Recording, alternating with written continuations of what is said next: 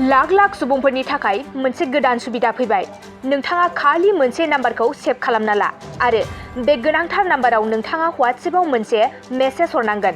नोंथाङा मोनसे मेसेज हरोब्लानो मोननो हागोन ड्राइभिं लाइसेन्स आरो पेन कार्ड।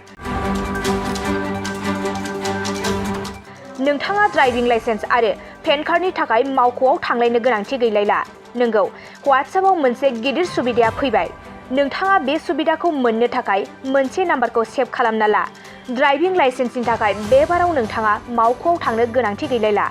नोंथाङा न'आव जिरायनानैनो मोननो हागोन ड्राइभिं लाइसेन्सखौ, लोगोसे पेन कार्डखौबो बानायना लानो हागोन। नोंथाङा मबाइलाव WhatsApp खुलिनानैनो मोननो हागोन बे मुलाम्फाखौ। नोंथाङा मोनसे मेसेज हरनानैनो मोननो हागोन ड्राइभिं लाइसेन्स आरो पेन कार्डखौ। नोंथाङा बे नाम्बारनि गेजेरजोंनो WhatsAppआव हाय एबा हेल' लिरनानै मेसेज हरोब्लानो मुलाम्फाखौ मोनगोन। माइगभ हेल्प डेस्कआव बे गिदिर सुबिदाखौ होदों। 9013151515 बे नाम्बारखौ नोंथाङा सेभ खालामना ला। 9013151515 नाम्बाराव हाय हेल' एबा डिजिलकार लिरनानै मेसेज हरनो हागोन। हेल्प डेस्कआ बायदि बायदि आखुथायफोरनि सोमोन्दै मिथिहोयो। ड्राइभिं लाइसेन्स आरो पेन कार्डल' नङा, CBSEनि 10थि आरो 12थि थाखोनि मार्कशीट एबा फोरमानलाइखौ डाउनल'ड खालामनो हागोन। बे नाम्बारनि गेजेरजोंनो गारिफोरनि RC मोननायनि सुबिदाबो दं।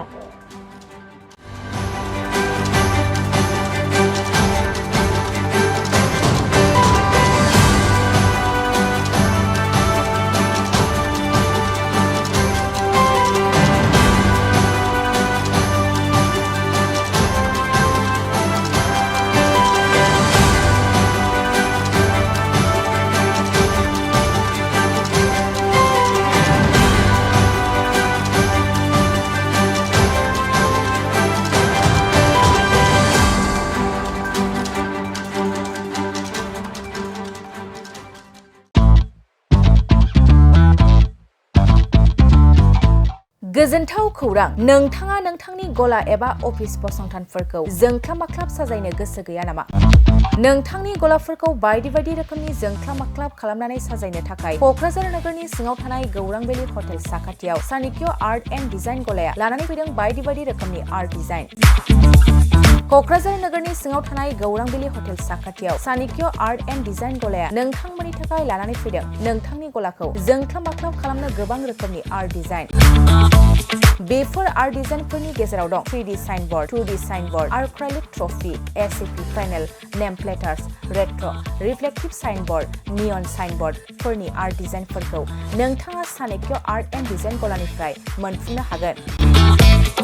बेनि अनगायैबो इनग्रेभिं सार्भिस, आर्क्राइलिक लेटार काटिं, MDF जालि काटिं, लग', ग्राफिक्स डिजाइन आरो कास्टमाइज गिफ्ट आइटेम्सफोरखौ नोंथांमोननि गलानि थाखाय चाणक्य आर्ट एन्ड डिजाइन गलाया लानानै फैदों आर्ट डिजाइन। गोबां बाथ्रा मिथिनो थाखाय नोंथाङा नैबे 9706125636 6800981649 जानबुं नम्बरनि गेजेरजों खौरां लाहरनो हागोन।